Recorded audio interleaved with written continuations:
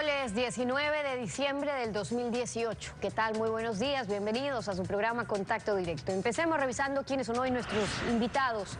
Nos acompaña en estudios ya Pablo Celi, el Contralor General del Estado subrogante.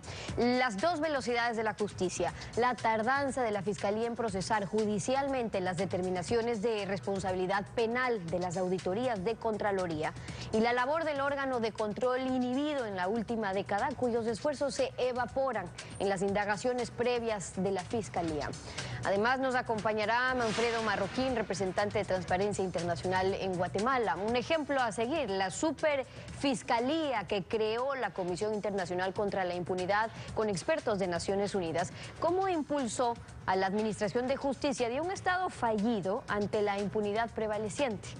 También estará José Augusto Briones, el secretario general de la Presidencia de la República. La reducción de subsidios a los combustibles y salarios en el más alto nivel, ¿cómo impacta en rebajar el déficit fiscal? ¿Se ajusta la Proforma 2019 a la observación de la Asamblea? ¿Se hace camino para el Fondo Monetario Internacional? Las gasolinas Extra y Ecopaís subirán de precio. Es una medida que busca reducir el déficit fiscal tomada cuando la Asamblea se presta a votar por el presupuesto del año 2019. En $700 millones se rebajaría el déficit fiscal, 400 millones por la reducción de subsidios a las gasolinas y 300 por la rebaja salarial para contratos ocasionales y no llenar vacantes. Las medidas fueron anunciadas como irremediables por el ministro de Finanzas, Richard Martínez. Los ministros dicen que el gobierno no tuvo opción y que se vio obligado a revisar el subsidio de las gasolinas Extra y Ecopaís. El precio de este combustible pasará de $1.48 el galón a $1.85. El ministro de Finanzas da sus razones. La situación económica del país es insostenible luego de 10 años de un manejo irresponsable de las cuentas estatales y que además hoy ve como una variable importante para la generación de ingresos del país, como es el precio del petróleo, se reduce cada día más. La medida se deberá ejecutar en cuanto el presidente de la República firme el decreto.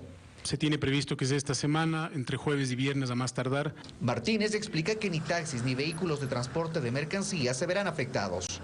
Ellos tendrán una compensación en base a los datos del SRI y la ANT.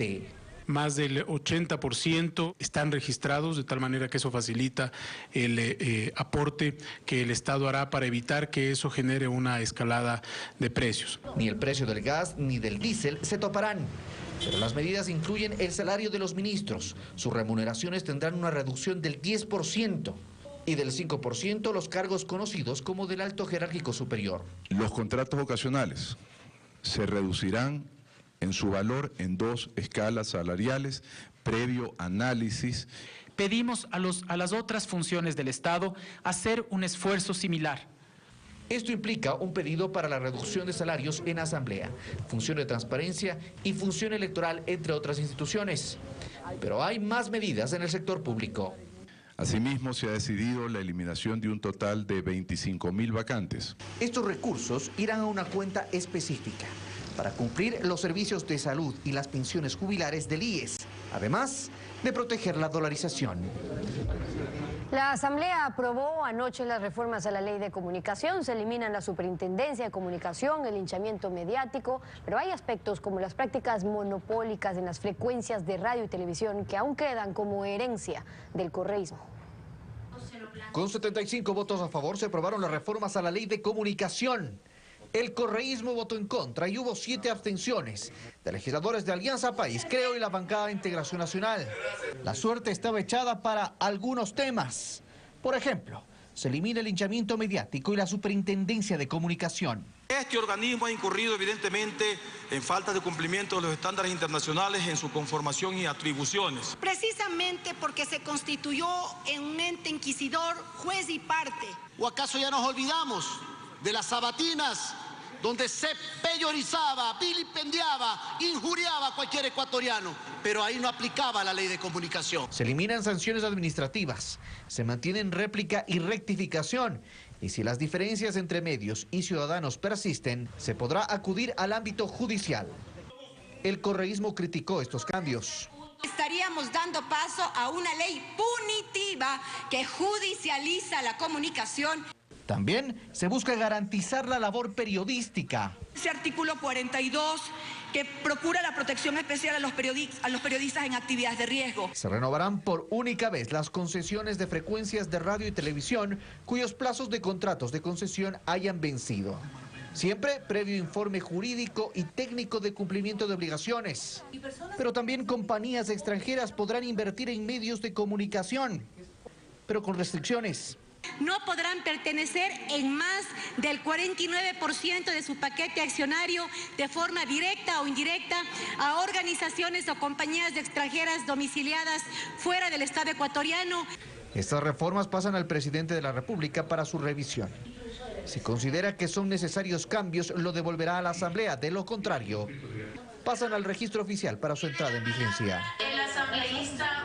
¿Qué tal, Alfredo? Buenos días, ¿cómo te va? Buenos días, Steffi. Buenos días a todos.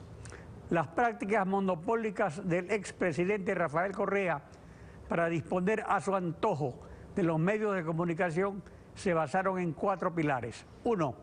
Sanciones administrativas contra los medios independientes del gobierno para ejercer censura previa. 2. Incautación de medios privados para conformar un gigantesco holding de medios del gobierno. 3. Concurso amañado para asignar la mayor parte del espectro radioeléctrico a serviles medios privados. Y 4. La asignación a dedo, fuera de concurso, a un monopolio privado de propiedad de un empresario extranjero para el que es irrelevante el destino del pueblo ecuatoriano. Este 4.º pilar continúa de agache y es inconstitucional que las reformas a la ley de comunicación lo permitan. Esperamos la objeción del presidente. La actualidad, los protagonistas, el análisis y la información en Contacto Directo. Los hallazgos judiciales en el extranjero sobre corrupción en el Ecuador vinieron a confirmar denuncias de opositores al gobierno ignoradas por Fiscalía y entes de control. Sin embargo, a raíz de la renuncia del Contralor Pollitt, el Contralor subrogante Pablo Celi ha efectuado numerosas auditorías a algunos de estos hechos de corrupción que Fiscalía no judicializa todavía, sino que mantiene indefinidamente en la fase preliminar de indagación previa. Pablo Celi, Contralor subrogante. Buen día, bienvenido a Contacto Directo. Don Alfredo, muy buenos días. Fiscalía no solo ha mantenido su pie fuera del acelerador en estas indagaciones previas inconclusas, sino que resolvió indagarlo al Contralor subrogante. ¿Cuál fue el motivo para abrir la indagación contra usted y luego archivarla?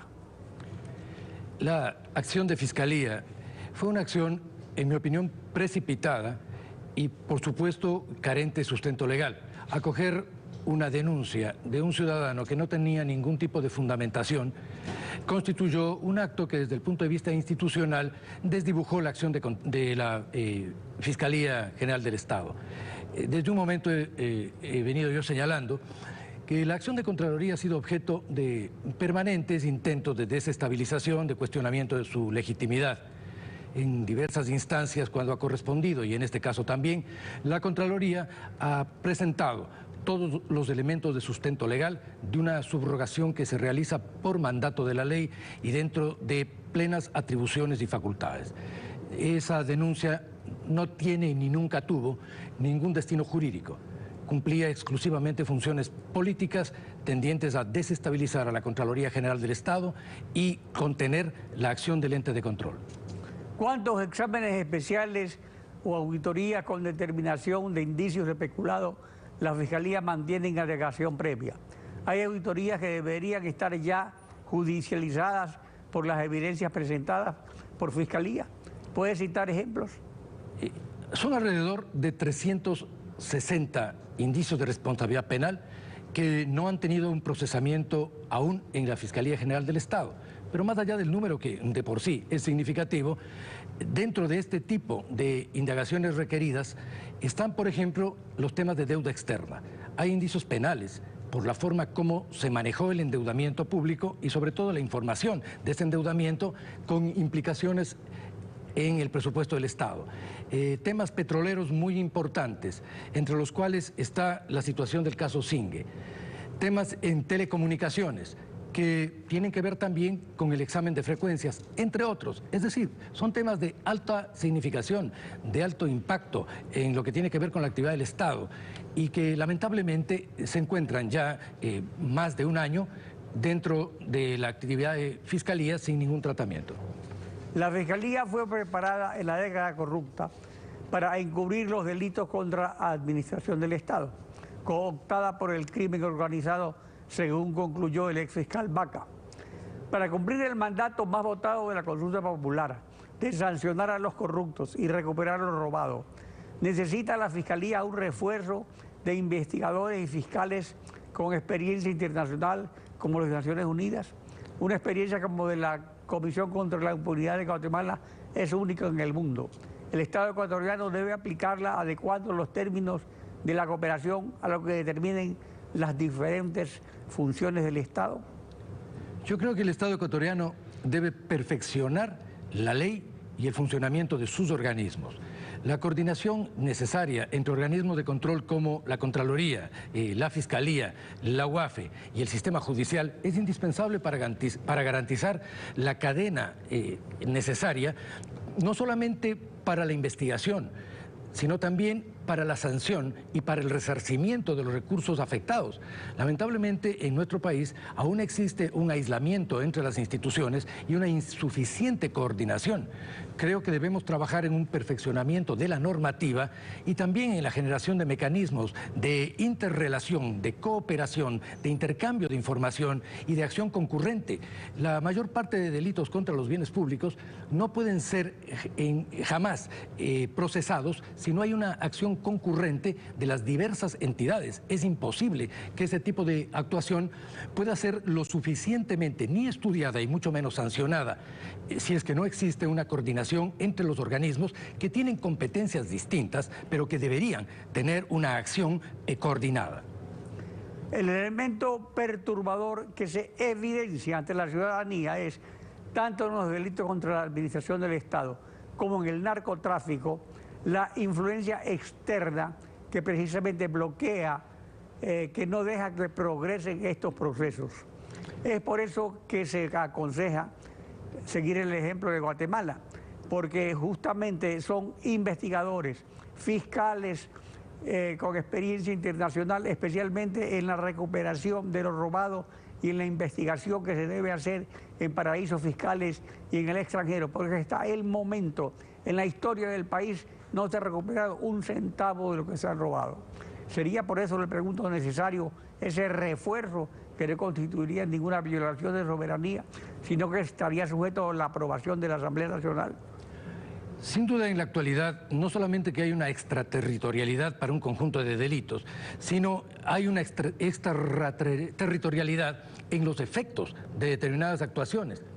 Hay un ejemplo claro en el que nosotros tendremos que tomar decisiones y actuaciones posteriores que requerirán cooperación internacional, es la investigación que la Contraloría ha iniciado respecto del uso de aviones presidenciales. Gran parte del uso de esos aviones y los efectos que tiene están fuera del territorio nacional y requerirán, por lo tanto, una cooperación con la OACI y otros organismos internacionales para determinar el uso de esos aviones y las operaciones a las que estos sirvieron. Como un ejemplo, el crimen organizado internacional es sin duda un tema de tratamiento que en la actualidad supone una cooperación internacional entre los estados. La generación de organismos, de instancias, de mecanismos de cooperación interestatal, sin duda, es un elemento que coadyuva al proceso de identificación de irregularidades y de consecución de objetivos del Estado en su superación. Pero el núcleo del tratamiento investigativo, fiscal y jurídico tienen que ser las entidades nacionales. La cooperación internacional, por supuesto, es bienvenida y debe perfeccionarse. Así que ocurre con la auditoría que ahora año hace las Naciones Unidas de los proyectos emblemáticos, cuando ya la hizo Contraloría y tiene ahí efectos vinculantes. Ahora, pasemos a otra cosa. La Contraloría detectó ilegalidades en el concurso de frecuencias de radio y televisión y determinó incluso responsabilidades penales. Ahora, aparte de esto, fuera de concurso, Arcotel ha permitido prácticas monopólicas prohibidas por la Constitución. ¿Hará la Contraloría otro examen especial al respecto? El informe de Contraloría, que es un informe que tiene obligatoriedad en lo que atañe a sus recomendaciones, señaló con mucha precisión irregularidades en el proceso de concesión de frecuencias, alteración de las reglas de asignación de estas frecuencias mientras se desarrolló el concurso, por lo cual nosotros establecimos la necesidad de proceder a su anulación. Aquí está el punto central. La Contraloría ha dado continuidad ya a las resoluciones de este examen con un examen de seguimiento de recomendaciones que está requiriendo al Arcotel y a otros entes que tienen que ver con el examen tal cual este se planteó, el cumplimiento de las resoluciones adoptadas por la Contraloría. Entre estas está, en primer lugar, la anulación de un concurso que contuvo irregularidades administrativas e irregularidades también desde el punto de vista de su normativa. También estamos requiriendo que se analice una por una los títulos habilitantes que fueron asignados en ese proceso. Desde este punto de vista, nosotros estamos requiriendo en este momento que Arcotel nos comunique si el concurso fue ya anulado y si se cumplieron las demás recomendaciones. Estamos en esa fase. Pablo Celi, Contralor General Subrogante, gracias por acompañarnos en Contacto Directo. Estefi. Son las 7 de la mañana con 17 minutos, tiempo de ir a una pausa y cuando regresemos estará Manfredo Marroquín, representante de Transparencia Internacional en Guatemala. Vamos a hablar sobre el impacto de la Comisión Internacional con expertos de Naciones Unidas sobre la impunidad institucionalizada en Guatemala. Manténgase en nuestra sintonía.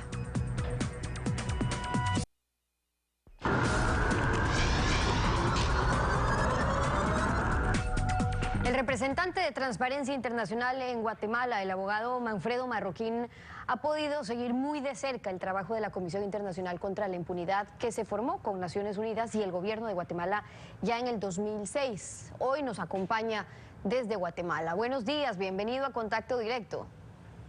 Buenos días, un cordial saludo a toda la audiencia de Contacto Directo.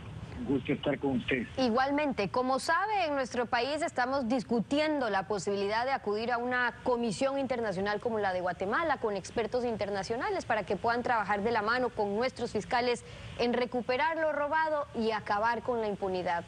¿Qué hizo que en Guatemala un gobierno se atreva a crear esa comisión? Bueno, muy buenos días de nuevo. Yo diría que primero felicitar al pueblo de Ecuador por llevar adelante esta discusión. En Guatemala no hubiera sido posible la aprobación de CICIG sin la demanda y la participación activa de sociedad civil. De hecho, respondiendo a tu pregunta, los gobiernos de ese momento, estoy hablando del año 2000, 2004, 2008, que es el periodo que llevó la negociación con Naciones Unidas, jamás imaginaron que la comisión pudiera llegar a tener el desempeño que finalmente tuvo en la investigación de casos. Creo que siempre la vieron como una comisión cualquiera que se arma en cualquier país para investigar algún caso y no tiene resultados, y fue precisamente esa efectividad la que hoy tiene, la que ya no le gusta a los gobiernos. Ahora, decía que se atreva porque los gobiernos justamente no quieren que una comisión independiente a la que no pueden controlar venga a investigar las redes de corrupción, a menos que no tengan nada que ocultar. En Guatemala, gracias al trabajo de esa comisión, tienen al actual presidente acusado, a otros expresidentes, vicepresidentes tras las rejas. ¿Cómo logra operar esa comisión para poder romper las cadenas de la corrupción, pero de alto nivel, porque así ha sido?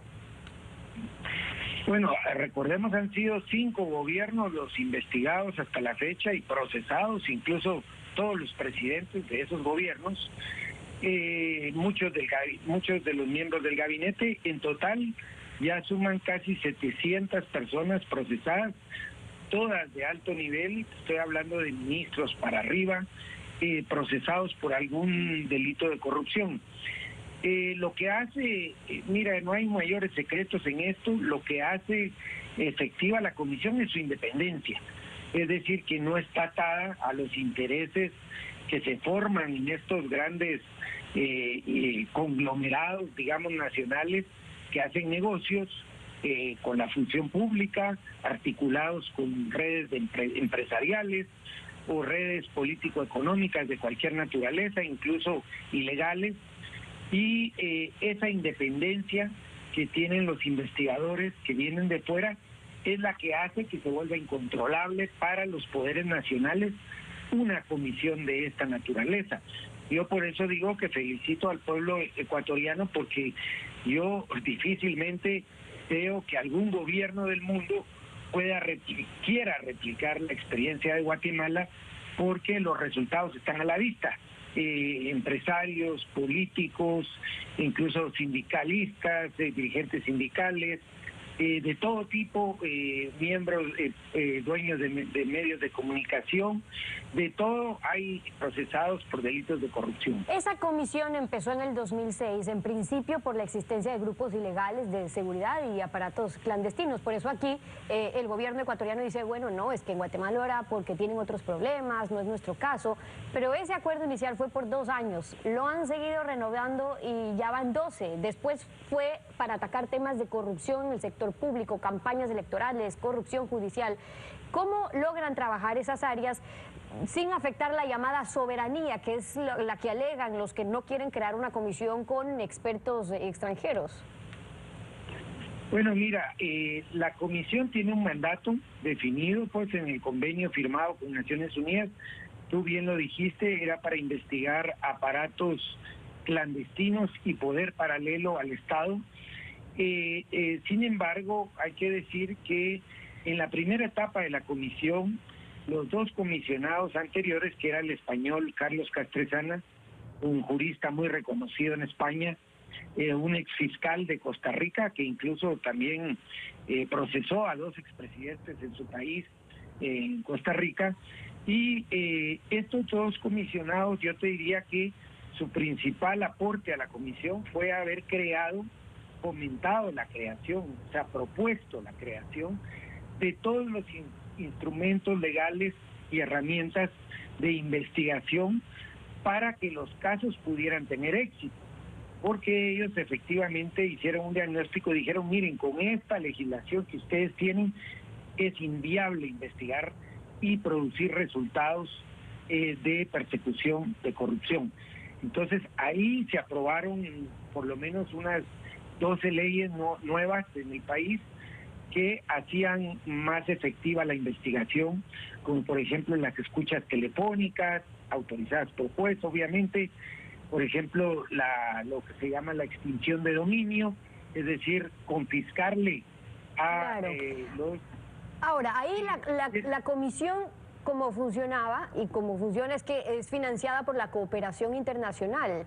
Entonces, como decía su excomisionado Iván Velázquez, puede estar blindada del exterior, es decir, ser menos propensa a los casos de soborno que se dan internamente en un país, no importa qué tan poderosos sean, si es un presidente, si es un banquero, si es un dueño de un medio de comunicación. De hecho, en Guatemala, por ejemplo, hubo una investigación de la CICIG, de la Comisión y el Ministerio Público a medios de comunicación de propiedad del mexicano Ángel González, que también tiene medios en nuestro país. ¿Qué pasó con esos casos? Bueno, el caso de este que tú mencionas, él es el dueño del monopolio de la televisión en Guatemala, es decir, él controla los 4 canales de señal abierta que hay en el país desde hace más de 30 años, tiene cadenas de radio muy importantes y el proceso no es contra él porque él tenía de representante legal de todos los canales de televisión a su esposa.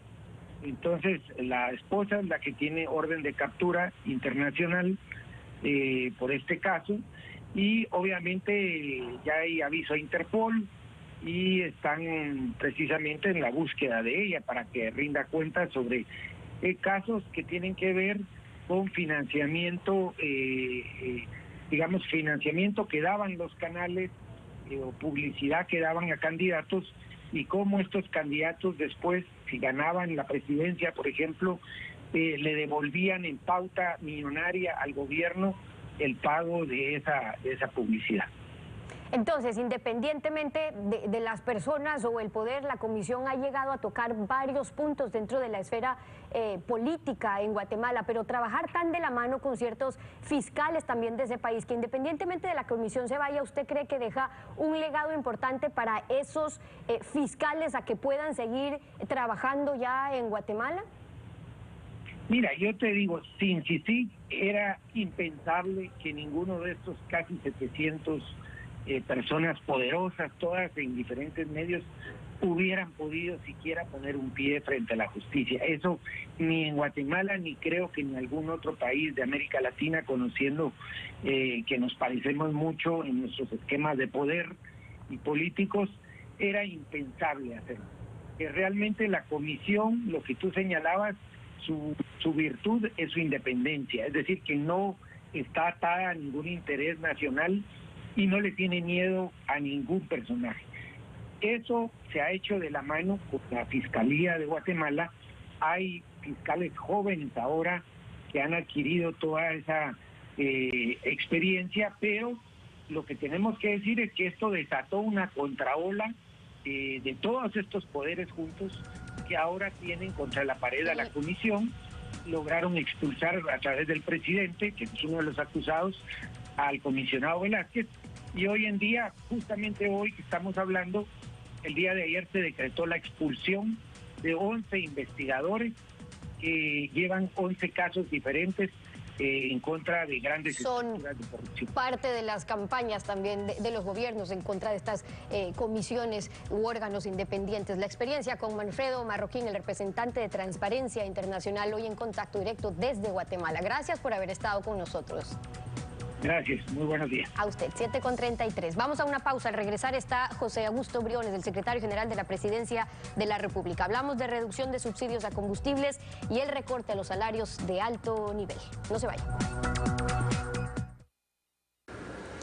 José Augusto Briones, secretario general de la Presidencia de la República. Buen día, bienvenido a Contacto Directo.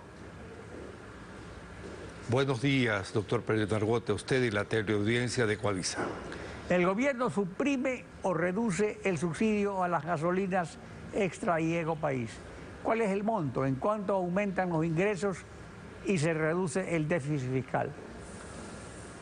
Buenos días. En efecto, el principio de estas decisiones es que el presidente Lenín Moreno gobierna para las próximas generaciones y no para las próximas elecciones. Por lo tanto, el gobierno nacional toma decisiones económicas al margen de cálculos políticos. ¿Cuáles son los efectos o el para qué de estas medidas económicas? En primer lugar, preservar la dolarización que requiere necesariamente de equilibrio fiscal. Segundo, proteger los servicios de salud y seguridad social. Cumplir con el pago de pensiones jubilares y dotar de crédito y aliviar el endeudamiento de la clase media. Digamos que esas son las consecuencias. Ahora bien, el gobierno inicialmente presentó una preforma con un dólar de 58.29 dólares, luego fue ajustada a 50 dólares. Hoy el precio del petróleo está alrededor de 47 dólares. ¿Cuál es el impacto que tiene el precio del barril de petróleo en el presupuesto del Estado? Por cada dólar que baja el barril de petróleo, impacta en 70 millones de dólares. Por lo tanto, era necesario tomar medidas responsables que preserven bienes como los mencionados y sobre todo gobernar para la estabilidad de todo el país. Por eso se criticaba al gobierno en la oposición por no tocar los subsidios por temor a la pérdida de popularidad. Lo ejecutado es una focalización, se mantiene el subsidio al gas de uso doméstico, al diésel para el transporte de carga y pasajeros. Se está preparando el camino para ir al Fondo Monetario Internacional como prestamistas de la última instancia. Políticamente se demuestra la voluntad del presidente de no transferirle a nadie medidas que los aspirantes a la presidencia no se atreverían a tomar. En efecto, doctor Pinargote, en los últimos 40 años han pasado 13 presidentes de la República y no se ha tomado una medida responsable de esta naturaleza. Era insostenible mantener un subsidio, el subsidio a los combustibles que de manera global afectaban alrededor de 3.000 millones al año. Le doy una cifra. En los últimos 10 años, el valor del subsidio a los combustibles fue de 50.000 millones de dólares. ¿Qué hubiéramos podido hacer con 50.000 millones de dólares? 12.500 escuelas, 2.500 hospitales o 2,5 millones de viviendas. Usted sabe la magnitud que eso hubiera significado.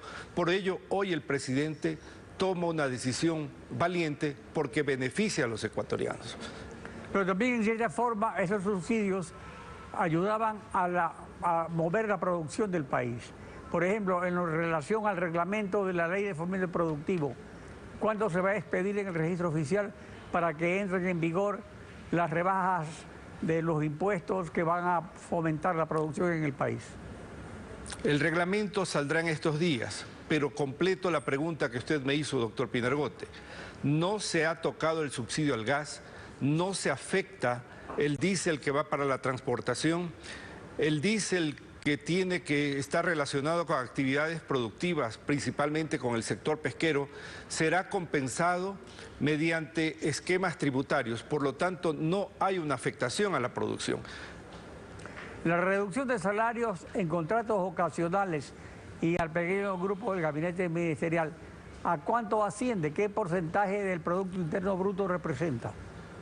Bueno, los contratos ocasionales son de una masa aproximada de 70.000 contratos ocasionales. ¿Cuál es la decisión? Que los contratos que se vayan a renovar a partir de enero van a tener 2 escalas menos.